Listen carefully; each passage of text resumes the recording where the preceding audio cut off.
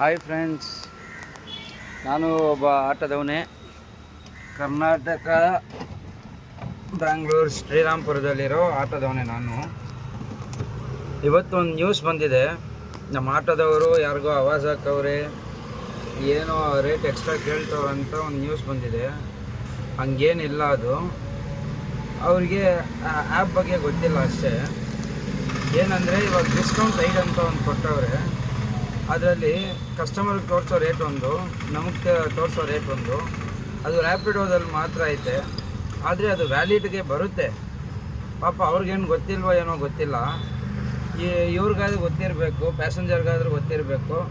ಅವರು ಕರೆಕ್ಟಾಗಿ ಕೇಳಿರಬೇಕು. ಓದಿರೋರಿಗೆ ಎಲ್ಲ ಗೊತ್ತಾಗಿರುತ್ತೆ.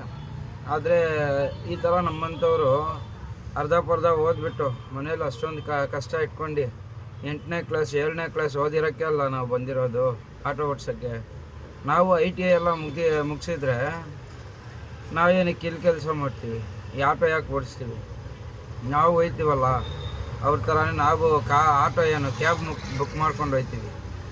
ಇಲ್ಲಿ ತನಕ ನಾವು ನಡ್ಕೊಂಡು ಹೋಯ್ತೀವಿ ಹೊತ್ತು ಯಾವತ್ತು ಒಂದು ಆಟೋನೋ ಒಂದು ಬೈಕ್ ಟ್ಯಾಕ್ಸಿನೂ ನಾವು ಬುಕ್ ಮಾಡ್ಕೊಂಡು ಹೋಗಲ್ಲ.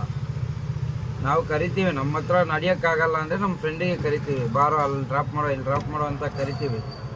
ಇವರು ಗಾಡಿ ಬುಕ್ ಮಾಡ್ಕೊ ಬರ್ತಾರೆ. ಅದರಲ್ಲಿರೋ ರೂಲ್ಸ್ ಅವ್ರಿಗಾದ್ರೂ ಗೊತ್ತಿರಬೇಕು, ಇಲ್ಲ ಗೊತ್ತಿಲ್ಲದೆ ಇರೋರಿಗೆ ಹೇಳ್ಕೊಡ್ಬೇಕು. ಇವ್ರು ಏನು ಮಾಡಲ್ಲ. ಬಂದು ನಮ್ಮ ಆಟೋದವ್ರಿಗೆ ಇವ್ರು ಆವಾಜ್ ಹಾಕಿದ್ರೆ ಕೈ ಎತ್ತಬೇಡ ಅಂದರೆ ಒಬ್ಬೊಬ್ರದ್ದು ಮ್ಯಾನರಿಸಮ್ ಹಂಗೆ ಇರುತ್ತೆ. ಕೈ ಎತ್ತು ಮಾತಾಡೋದು, ಮಾತಕ್ಕೆ ನಮ್ಮನ್ನು ಅನ್ನೋದು ಎಲ್ಲ ಮ್ಯಾನರಿಸಮ್ ಇರುತ್ತೆ. ಏನು ಮಾಡೋಕ್ಕಾಗುತ್ತೆ? ಅದು ನೀವು ವೀಡಿಯೋ ಹಾಕ್ಬಿಟ್ಟು ನೀವು ವೈರಲ್ ಆಗ್ತೀರಾ? ಹಿಂಗೆ ತಮಿಳ್ನಾಡಲ್ಲಿ ಒಬ್ರು ಮಾಡಿ ಒಬ್ರನ್ನ ಸಾಯಿಸೇಬಿಟ್ರು. ಆ ಥರ ನಮ್ಮ ಆಟೋದವ್ರನ್ನ ಸಾಯಿಸೋಕ್ಕೆ ನೋಡ್ತೀರಾ ಮೇಡಮ್? ಏನಿದು? ಸ್ವಲ್ಪ ನೀವು ಅರ್ಥ ಮಾಡ್ಕೊಳ್ಳಿ. ನಾವು ಅಂತ ಏನು ನಾವು ಕೆಟ್ಟದ್ದು ಮಾಡಲ್ಲ. ನೀವು ಕೊಡೋ 30 ರೂಪಾಯಿನಲ್ಲಿ ನಾವು ಬಿಲ್ಡಿಂಗ್ ಕಟ್ಟೋಲ್ಲ. ಒಂದು ದಿವಸಕ್ಕೆ ನಾವು ಟೀ ಕುಡಿಯೋ ಕಾಸಲ್ಲ 30 ರೂಪಾಯಿ. 100ರಿಂದ 500 ರೂಪಾಯಿ ನಾವು ಎಲ್ಲೆಲ್ಲೋ ಖರ್ಚು ಮಾಡಿಬಿಡ್ತೀವಿ. ಅದರಲ್ಲಿ 30 ರೂಪಾಯಿ ಎಲ್ಲಿಗೆ ಮೇಡಮ್? ನಾನು ಆಟೋದವ್ರಿಗೂ ಹೇಳ್ತೀನಿ, ಅವ್ರಿಗೂ ಗೊತ್ತಿಲ್ಲ. ಹೊಸದಾಗಿ ಲೈನಿಗೆ ಬಂದವ್ರು ಅನಿಸುತ್ತೆ. ಅವರು ಕಲ್ತ್ಕೋಬೇಕು.